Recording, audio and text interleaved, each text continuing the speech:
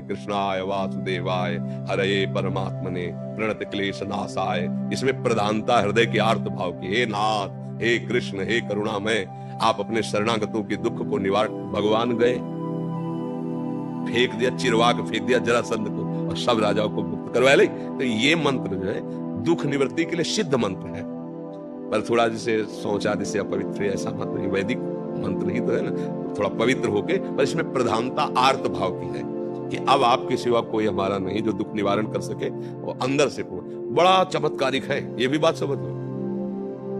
कृष्णाय वासुदेवाय हरे परमात्मने प्रणत क्लेश नाशाय, ये सिद्ध मंत्र है, ये भागवत का। निरंतर भगवान का स्मरण करो तो दुख निवृत्ति के लिए याचना नहीं करनी पड़ेगी।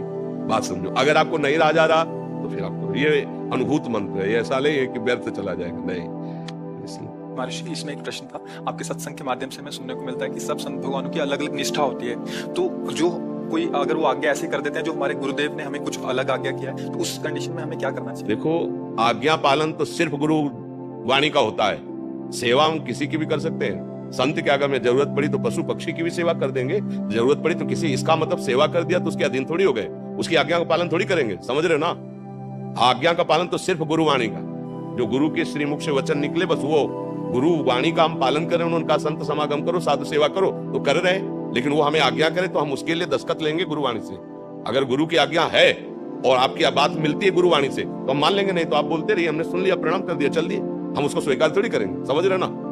आज्ञा पालन तो सिर्फ वही है अपने गुरुदेव की वाणी में। उन्होंने आज्ञा करी संत सेवा, तो हम आपके कपड़े धो देंगे, भोजन पवा देंगे, जो जैसा कर देंगे। और अगर संत है तो चाहे जिस निष्ठा का हो, तुम्हारे अंदर भाव वही प्रकट होगा जो गुरुवाणी में लिखा है। संत की ही वाणी तुमको वहां प्रकाशित करके वहां पहुंचा देगी जो गुरु कह रहे हैं। अब देख लो, हमने तो देखा है अन्य उपासना वाले महापुरुषों के जब समीप गए, उनके चरणों में पड़े तो हमारे इष्ट की भक्ति बढ़ी है, हमारे गुरु चरणों में प्रेम बढ़ा है। ऐसा नहीं हुआ है कि उनके पास जाने से हमारे गुरु चरणों में प्रेम, हमें और गुरु प्रेम बढ़ा है। तो जहां सच्चे संत महापुरुषों की सेवा होती तो इष्ट और गुरुवाणी में प्रेम बढ़ता है। इसीलिए तो आज्ञा करिए कि संतों का समागम करो, साधु सेवा करो। तो इसका मतलब नहीं कि अगर हमारी सिद्धांत पद्धति से विरुद्ध कोई आचरण करे तब तो फिर मानना ही नहीं है ना। हमारी केवल आज्ञा है, भूखा है तो भोजन दे दीजिए, जरूरत है तो शरीर सेवा कर दीजिए, वो भी ढूंढ के नहीं करना।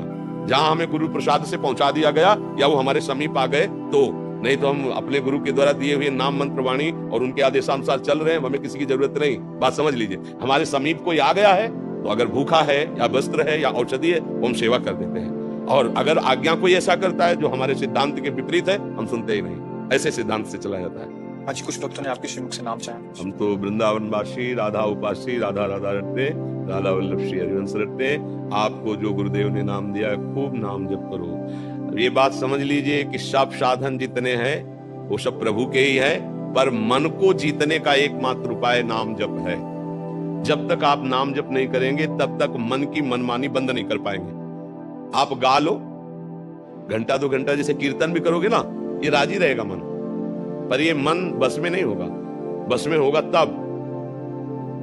अब देखो इसकी चाल, हलचल मचा देगा। थोड़ा शांत होइए, आंख खोल के या आंख बंद करके मंत्र में या नाम में लगे, अंदर ही अंदर सुमिरन में आइए। और जहां सुमिरन में आएंगे तो देखना इसकी मार पड़नी शुरू हो जाएगी मन में, मन जलन पैदा कर देगा, भागने लगे, अब फंसा है।